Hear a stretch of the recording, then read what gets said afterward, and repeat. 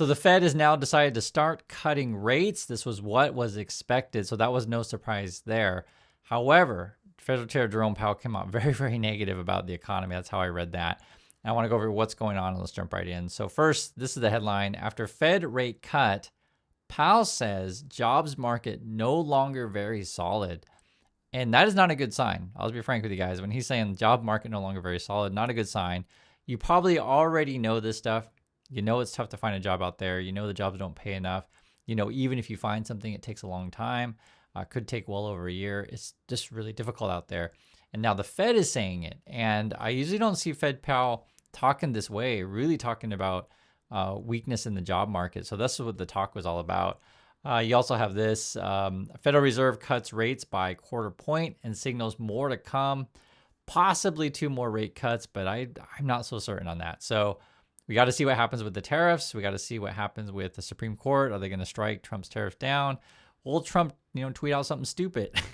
That's what Trump does on a daily basis. He's always something stupid. And will we suddenly be doing tariffs here, tariffs there? They should be illegal, but we're going to see what the Supreme Court has to say. And so you have to deal with that. So you got prices, right, due to tariffs. You also got unemployment spiraling due to uncertainty and slowdowns in the economy and terrible Trump policy. All these things adding up. You also got this. Fed meeting live updates. Fed Chair Powell calls quarter point trim a, quote, risk management cut. Okay.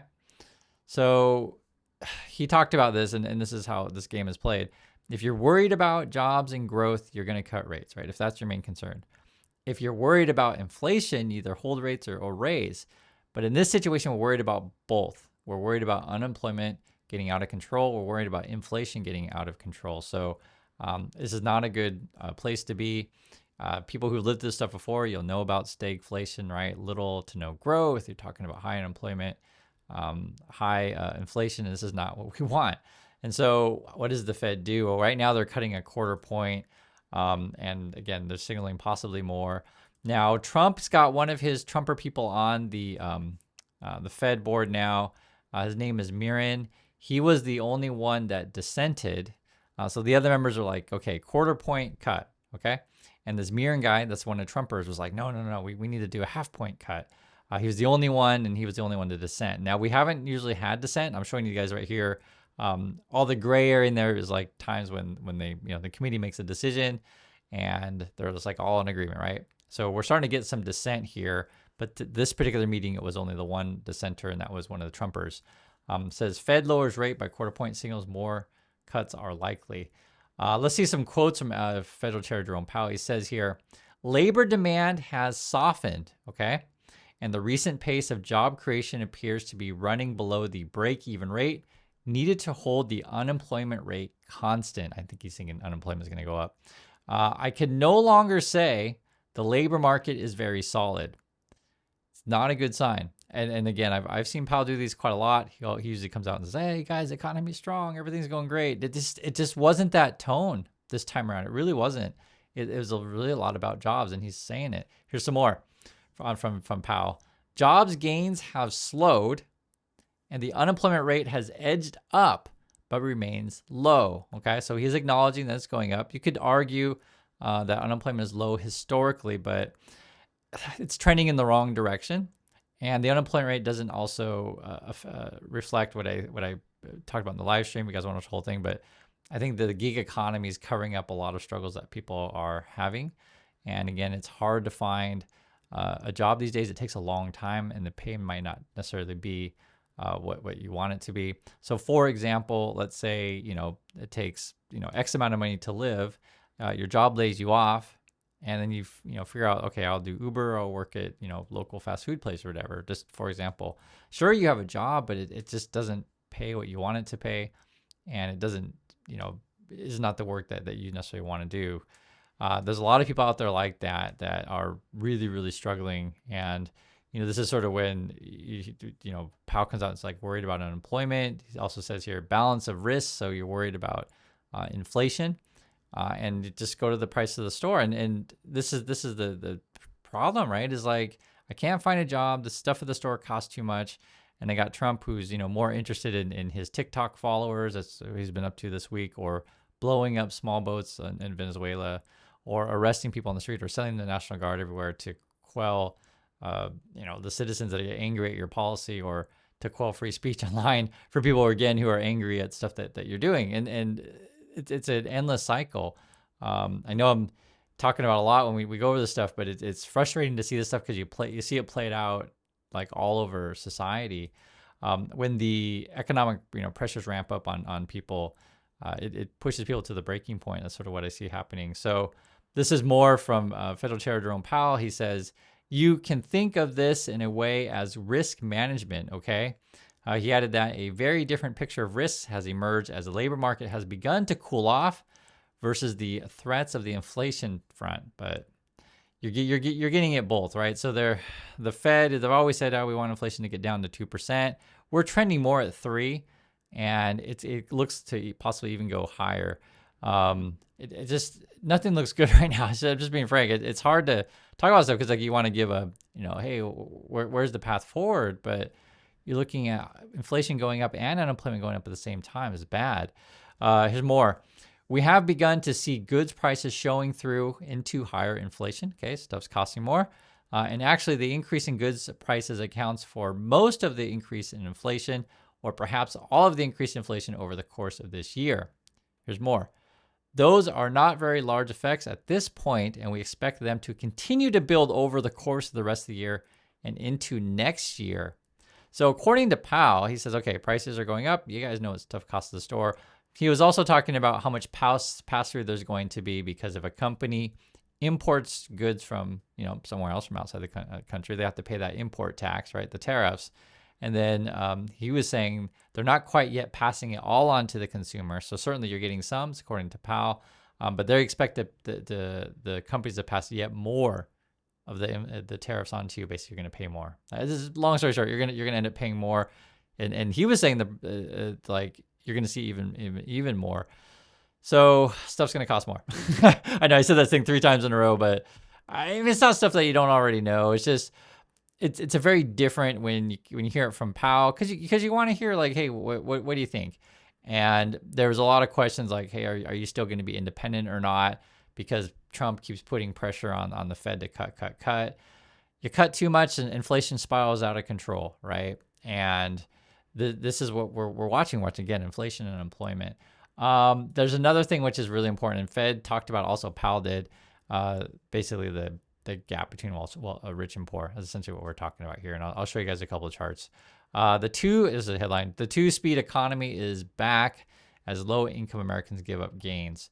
There's 2 charts here I want you to see. So this one's first it says, this is average tax wages and salaries by household income change from a year earlier. So the basic gist of it is, at the moment, you're starting to see people in the higher income brackets are getting much of the gains of the Trump economy, whereas people towards the bottom are not.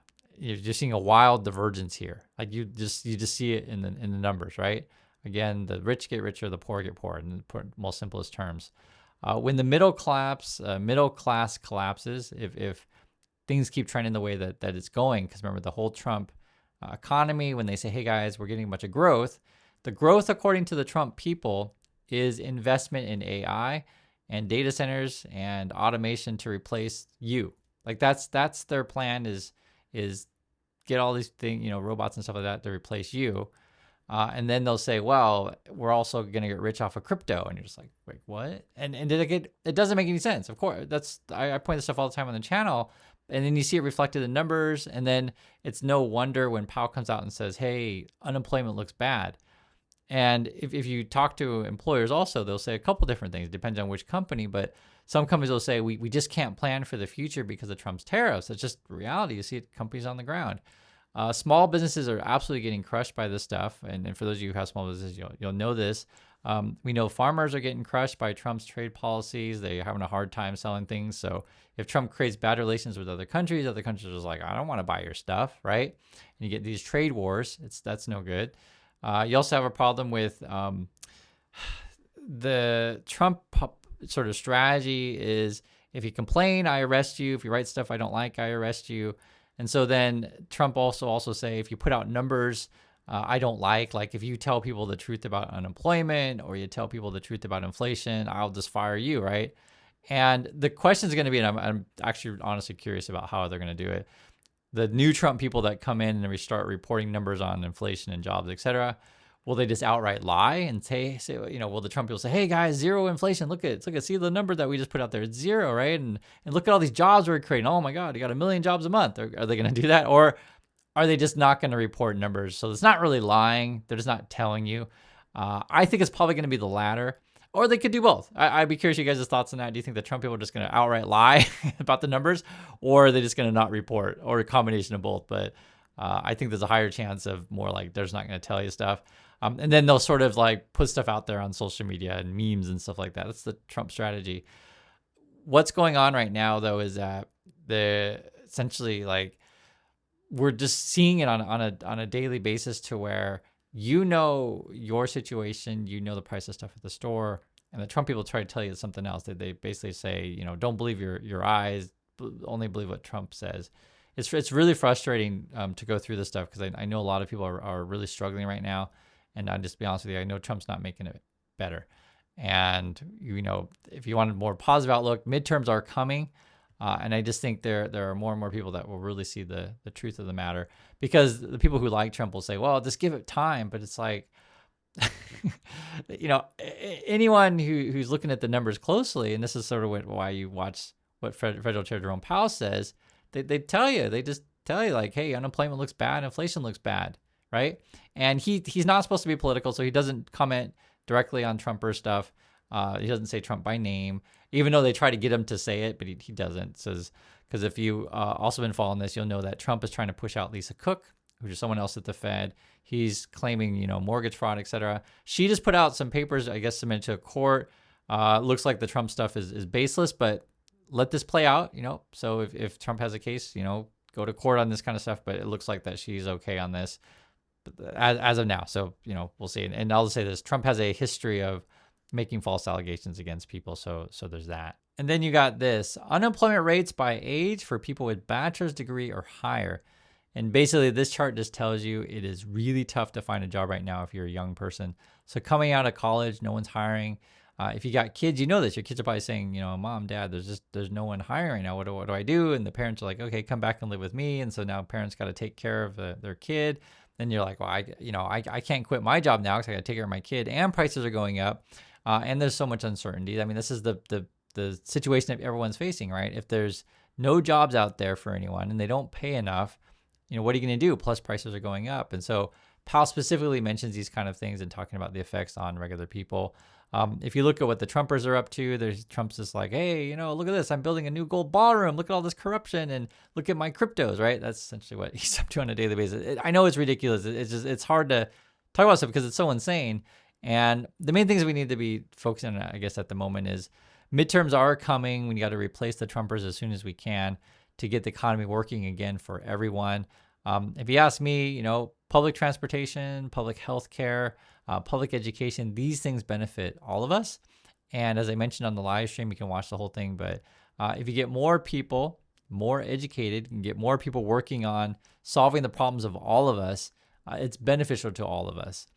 In the Trump point of view, if you just have a few people who have access to education and you have a few people who control everything, then it's not beneficial to all of us, right? The Trumpers want to have basically Squid Game, where they watch everyone else, fight each other, and then their goal every day is to get you all fight each other for a limited amount of jobs. And I think the way we need to think about the economy is different, to where we have to think about, okay, how can we get it working for all of us? And in fact, we could be beneficial to all of us. So that's my point of view on this stuff. I'd like to hear yours.